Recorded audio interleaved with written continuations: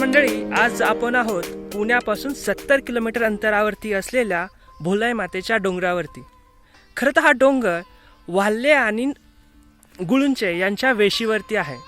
आणि या डोंगराचं वैशिष्ट्य म्हणजे या डोंगरावरती एका छोट्याशा गुहेमध्ये भोलाई मातेचं मंदिर आहे.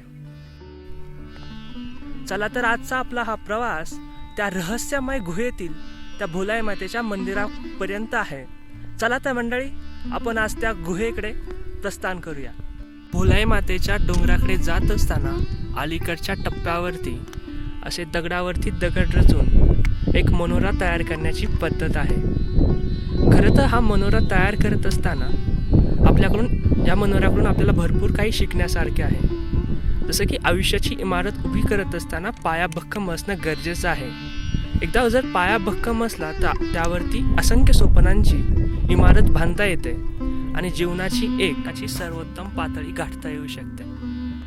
मंडळी, आता आपण आलो आहोत त्या रहस्यमय गुहेपर्यंत.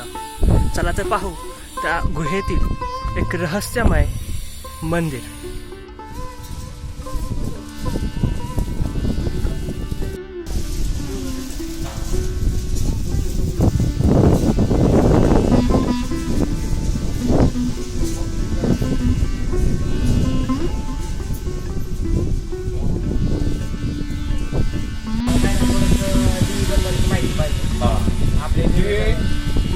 कमीत कमी पोगातून सालापासूनची देवी जयंतगी पोगातावरती बसलेली आधी माहिती.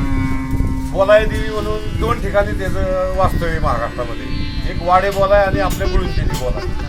तर ती बोलाय ती खाली आणि हे आईकडे ते देवी ही कमीत कमी 5000 वर्षापूर्वीची देवी असावी. आतमध्ये गुहा खूप मोठी आहे आतली आणि आज पुढं छोटी छोटी देवी होत गेलेली. तर 5 पांडवांच्या काळात बाण मारला, अर्जुनाने बाण मारला अशी एक आख्यायिका आहे.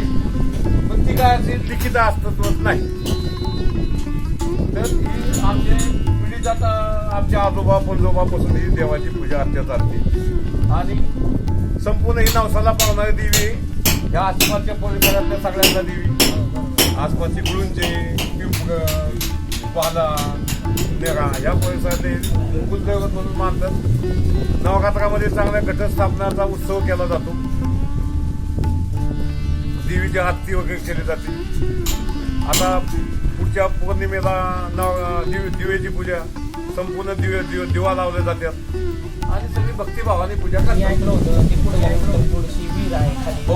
ती संपूर्ण बंद केलेलं आहे. आतला जी आज जी छोटा छोटा होत गेलेला आहे ते बरंच दूरपर्यंत दिसतंय. पण कालांतराने त्या दगडी जाऊन वगैरे जाऊन असं बुलद्याला छोटं होत गेले म्हणून.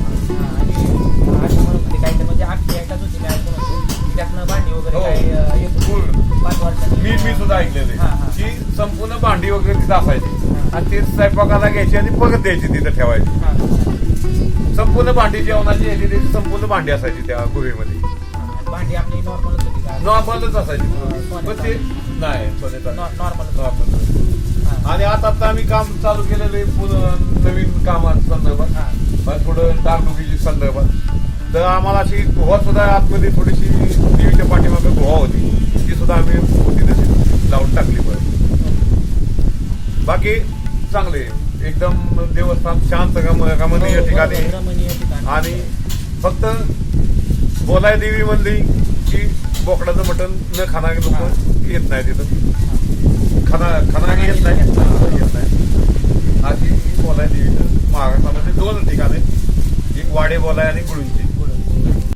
आता आपण वरती जाणार आहोत. जो आपल्याला पाठीमागून बघितल्यानंतर गोल देवीचा डोंगराचा घुमट दिसत होता, तर त्याच्यावरती जाणार आहोत. जो आपण लांबून बघितला एक भगवा लावला होता वरती झेंडा, तर त्या झेंड्यापाशी आपण जाणार आहोत. थोडासा अवघड रस्ता आहे, पण थोडंसं काळजी घेऊन गेलं तर आपण जाऊ शकता. चला तर वरती जाऊन पाहूया आपण. वरतून दिसणारा खूप भारी भारी सीन आहेत. तर वरतून गेल्यावर आपण दाखवतो तुम्हाला की काय काय दिसतं एक्झॅक्ट वरती गेल्यानंतर. तर चला.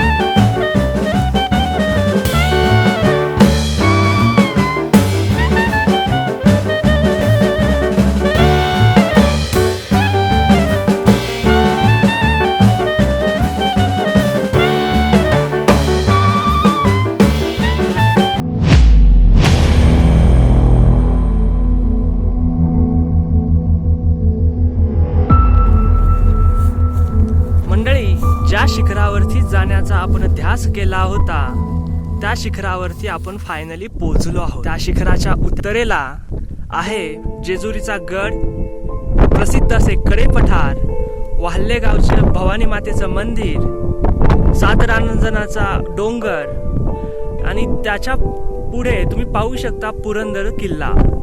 आणि याच शिखराच्या पश्चिमेला आहे प्रसिद्ध असे वीर धरण. ते चककणारे पाणी म्हणजे वीर धरणातील अमृत. मंडळी, कशी काय वाटली व्हिडिओ?